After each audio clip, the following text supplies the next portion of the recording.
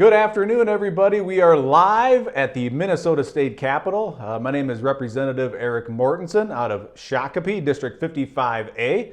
And as you've seen, if you've seen some of these already, we're doing one-on-one sessions with some of the most vocal nurses that we've had attend the nurse town halls. And we have some new faces for you too, as a matter of fact, coming up here soon.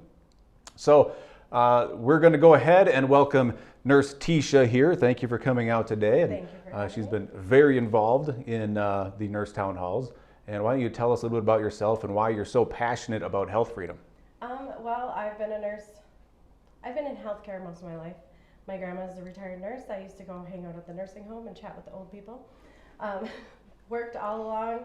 I've worked as a CNA, I've worked as an LPN, and most recently as an RN. Health freedom is so important to me. I'm raised with a family of military members, healthcare members, and our freedoms are what are at stake. And when is it going to go from just this now to something even worse? And so that's why I'm extremely passionate, because we need to stop it now. Now, what would make you think that it would go from this now to something worse? Well, first it started with just wear a mask Right. for 15 days. Yep. 365 days or so ago. And Exactly. it just keeps going and going and going. And now we're being pressured to put something in our body that isn't something that we all want or that we all need. Right, yeah, and I think that should be fair, right? We should be able to make our individual decisions. And of course, I'm being a little facetious with that because we all know how it's just been, kind of the frog in the boiling water. They just keep turning up the temperature and turning up the temperature. And, yep, it's scary and how far it's come. And it makes you wonder, for anybody who could just look honestly at the last 20 months and look forward then and go, well, then where does this end if we don't say no right now? Absolutely. Yep. So I want to ask you, there's this conception out there, or this narrative, I guess is probably the better word, and it's been going on since, there was the whole justification for 15 days to slow the spread. Mm-hmm. They said we can't overwhelm our hospitals. And that's what they told us. And I have to remind people, in March of 2020, this whole thing was sold to us by saying it's 10 times deadlier than the flu. And that's how they justified everything. Of course, now we see it's not. But so our hospital's full. Yep. Hospitals are full. No. No, okay. Sorry. I thought you were going on with that. Sure. No, our hospitals are not full. They are, what people don't realize is there is always a staffing deficiency in the hospitals. I don't care if it's COVID, I don't care if it's just illness, I don't care if it's because you can't find daycare for your kids.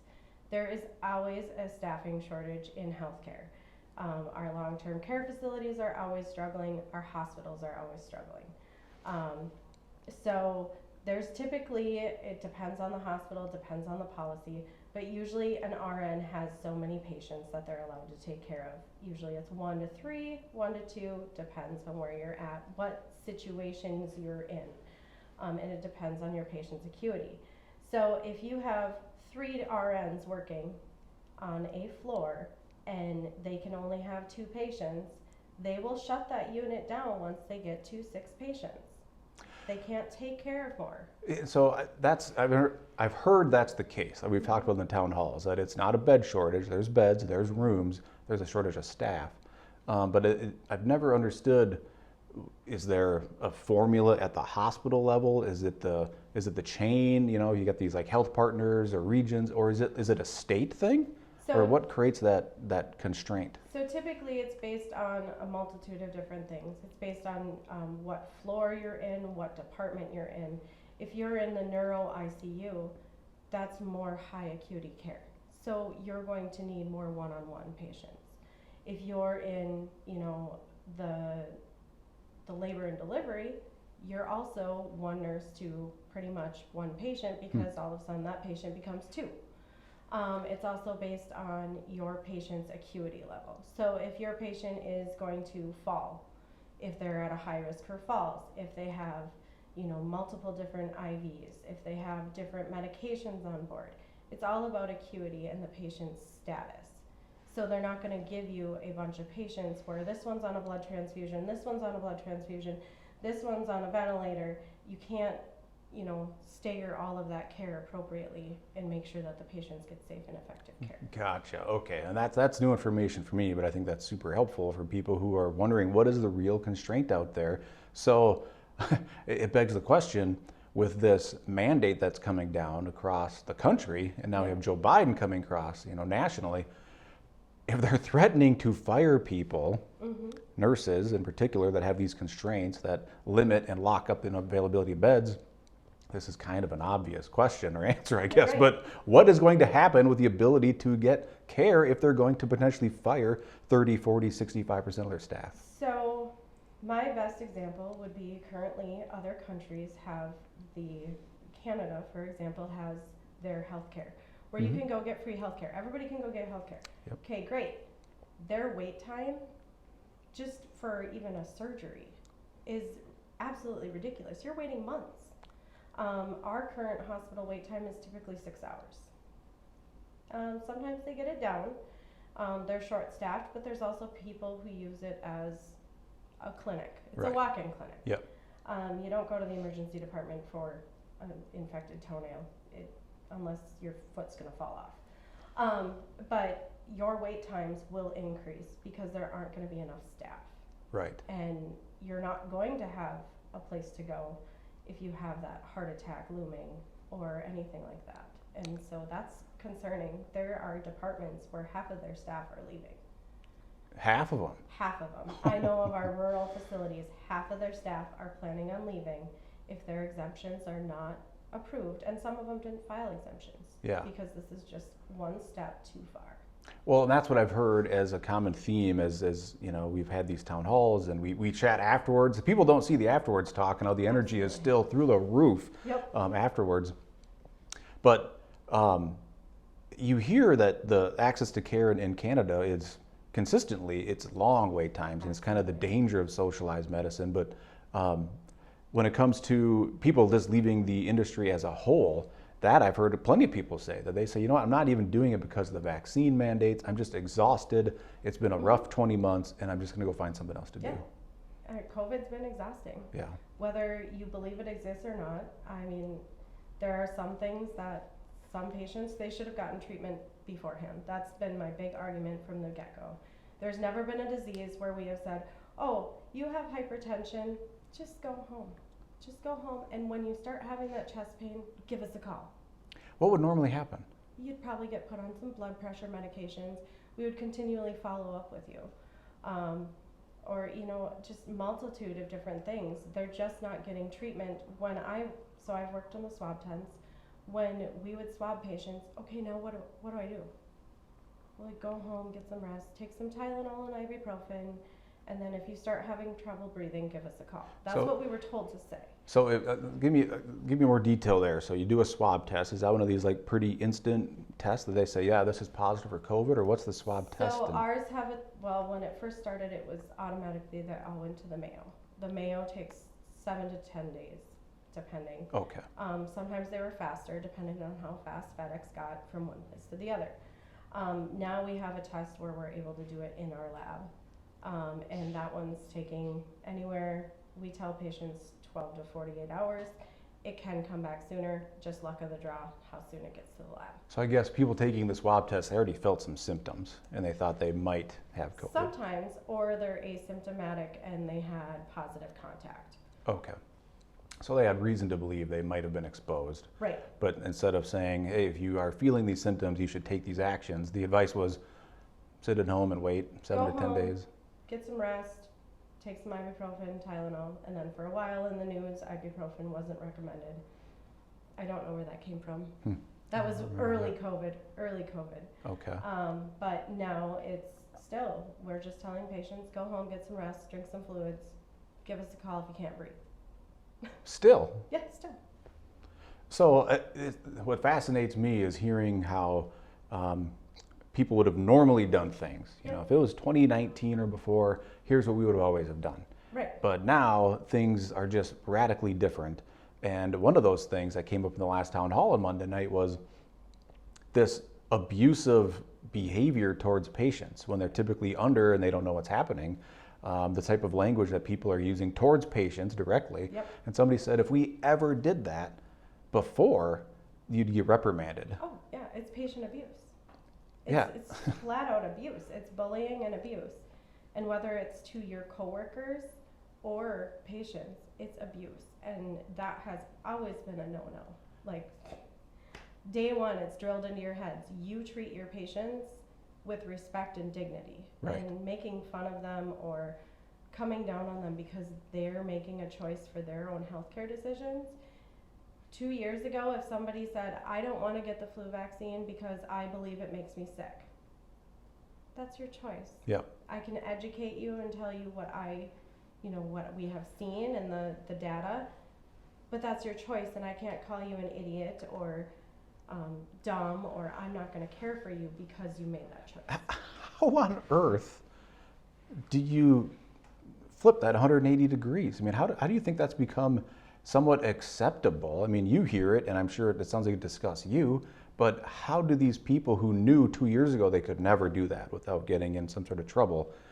Is it just how we all accepted this to happen? I mean, how does it come to be? I'm not fully sure where the change came from, but I do see now that many of the patients are, or not the patients, excuse me, many of the higher ups are using that language, and even sending out emails about how we should just come around and do the right thing.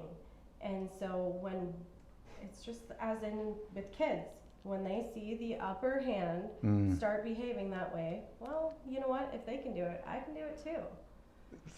Okay, when you put it like that, then it makes a lot of sense. Yeah, and okay, yep, that's interesting. Okay. Well, I want to ask you this.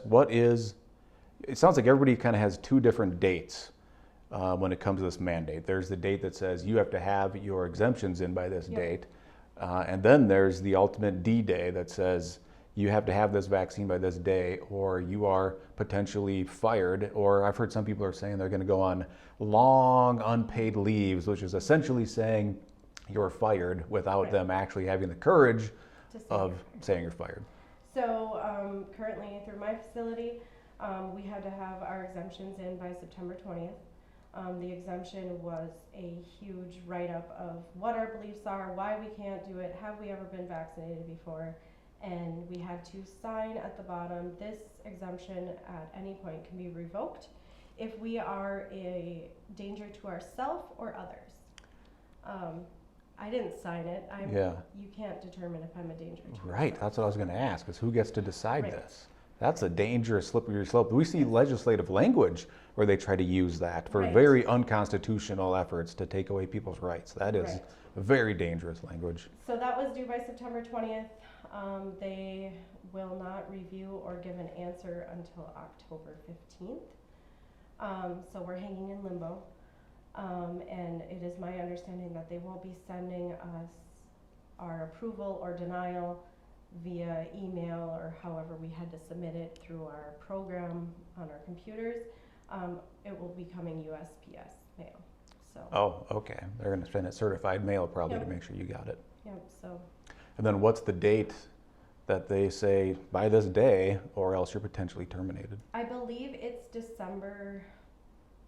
I can't remember exactly what date. Okay, but December. I hemmed and hawed about turning in my exemption because I'm pretty upset, but so I'm not paying attention to dates anymore. Oh yeah, I guess, yeah. Well, December, so I think that's a little longer than I've heard from others, and we're trying to get that information so we can stay in touch with everybody as these dates come up, so we can just ask what happened. Did they just deactivate your key card?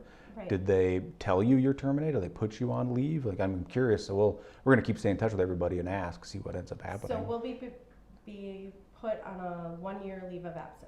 That's what they're saying to you. We cannot return from that leave of absence. Of course, it's unpaid. Can't touch your PTO. Have to pay for your own health insurance, all of that. But it will be 1 year. You cannot return unless you get vaccinated. Really? It'll be interesting to see what happens then, because I've heard from one system that they're already potentially thinking, well, nobody's, or not nobody, but compliance isn't where they want it to be. So they're saying maybe we'll give people another 30 days. And I think that's probably going to be the trend, is they know they've overstepped. Right. And they're going to keep doing these. I'm not saying they will, but that's my speculation. They're going to keep doing these little 2-week to 30-day bolt-ons. And Absolutely. yeah. So we were chatting beforehand about Remdesivir. Am I saying this right? Yes. Okay. Because we were talking about misconceptions of COVID and Remdesivir. Okay, and I'm going to say Remdesivir. Remdesivir. Okay, thank you. So what have you heard about it? What is the best practice? What are you willing to comment on it, I guess? So Remdesivir currently was used in our first protocols in the COVID units. Now, I haven't personally worked on the hospital floor in quite some time on a COVID unit, so, but it is my understanding it is still being pushed as protocol. In another research study, they had originally used Remdesivir for the Ebola virus. Okay. The study that was used to promote it for COVID was only a short snippet, and later on in the study, if you read it, over half of their participants had to be removed from the study because they were suffering kidney failure, respiratory issues, and it pretty much shuts your organs down. Wow. So all of these people who are going in with COVID and they're sick get put on Remdesivir, and we're having more breathing problems and can't get their oxygen up, so then we're intubating them. And before COVID and everything, you know, if you were intubated, you had a very low risk of, or high risk of not making it through. Yeah. And so to this day, I know of a hospital in Duluth. My aunt is currently there. Conveniently, don't know if this is related, but she is vaccinated. She has COVID, vaccinated COVID, and they have been pushing Remdesivir from the day that she came in. Now, you see this every day, and I mean, I'm not in the healthcare system, but I pay attention to these things, and it seems like, from my understanding, is one of the symptoms to having COVID is a shortness of breath. Yes. And you're saying they're pushing a medication that exasperates the shortness of breath. Yes. Okay. And then it also causes you to retain fluid in your lungs, which causes further shortness of breath, and you go into fluid overload. And so we're putting patients in a bed. We're not getting them up and walking, as it was mentioned at our last nurse town hall. In a bed, you're dead. Every other respiratory virus, it's get them up, get them moving, get that crap out of your lungs. And this is just, it's just crazy. What about other misconceptions you see that whether it's in media or politicians? One of the best lines that I heard anybody say Monday night when we talked about how do we overcome COVID? And I can't remember who it was, but I remember she was in the back, and she said, get the politicians out of the way and start telling the truth. Absolutely. So if I wanted to treat, I know I keep using high blood pressure, but it's very common. If I wanted to treat high blood pressure, should I call you for your advice on how to take care of it? Exactly. So why are we involving the politicians to make those decisions? And I've even said from the get-go, we have this doctor who not everybody, so many people swear by, who's in charge in our country, and doctors collaborate. We're allowed to go and get a second opinion if we don't agree with that doctor. We can't go get a second opinion anywhere because of the stupid protocols that they have in place. We need a collaborating team of doctors in our country, not just one. Yeah. Because I won't listen to just one doctor. I will listen to multitudes. Hey, what's your opinion on this? What's your opinion on this? And our hospital systems have put such tight protocols that they are scared to stand up for what they believe in. I have it on recording, a doctor who told me from my aunt, because I told her to refuse Remdesivir. He said, I said, well, we can do the monoclonal antibody. That's still under research, but it's, safer. And I said, well, can you start her on some vitamins? Just vitamins. I don't care. It doesn't have to be the ivermectin that everybody's talking about. He said, I can't stray from the protocol at all. It's vitamins. Why can't we prescribe vitamins? Yeah. So who comes up with the protocol? And how does anybody influence the protocol if that these doctors are fed? I just don't. So it's typically like the NIH, It is. CDC, Okay. all of those. And with those, again, we haven't been able to have lunches with pharmaceutical companies for I don't know how long because it's kickbacks. Why isn't anybody looking at their conflicts of interest? Yeah. Because there's plenty of them. Yeah. The deeper you dig. Yeah, I have heard some of that, and I can't recall it to cite it here, but I have seen like who his wife is and Yep. some of these things. Yeah, yeah. And so I think there's a lot of questions that people should be asking themselves. And I just ask even those who are vaccinated, just have an open mind and actually just do some of the research yourself and don't just call out everybody right away. Yeah. Well, let me ask you this. I'll try to finish with this question here. We've seen where we've come from. Mm-hmm. We know where we are. Mm-hmm. I think we can see the next month or two when it comes to these mandates. If you envision a year from now or 2 years from now, if we stay on this path we're on, which really the point of doing a lot of these is to try to kick us off of that path Right. and put us on a path back to common sense. But if we stay on this path, where does this go? It's scary to even think about. I mean, who knows? We might not be able to go to our own store. You can't go shopping. You can't go here. You can't go there. I honestly have started doing a lot of things on my own. You know, I can sew, I can cook, I can hopefully farm. Yeah. Oh, I give you tons of kudos for that because, I mean, frankly, that's what as my wife and I look at this and we think about, well, where do things end up going? We've been trying to encourage our kids to kind of get into some of these things, Yep. you know, to get into more hunting and sewing. And my daughter loves blacksmithing. She has never done it, but we watched this That is show, awesome. Forged in Fire, Yep. knife making. And so we are going to be putting a forge in Yep. soon so we can learn how to blacksmith. Absolutely. And you got to do that. And in all honesty, those who feel this way need to team up and work together. You know, Yeah. we can make our own little communities, I guess. That is potentially where we're going. But hopefully we can get more of these truths out there and we can wake some more people up. And so I appreciate you coming in and chatting today. And Absolutely. we'll stay in touch here as the next coming weeks come together. Sounds good. Great. All Thanks. right.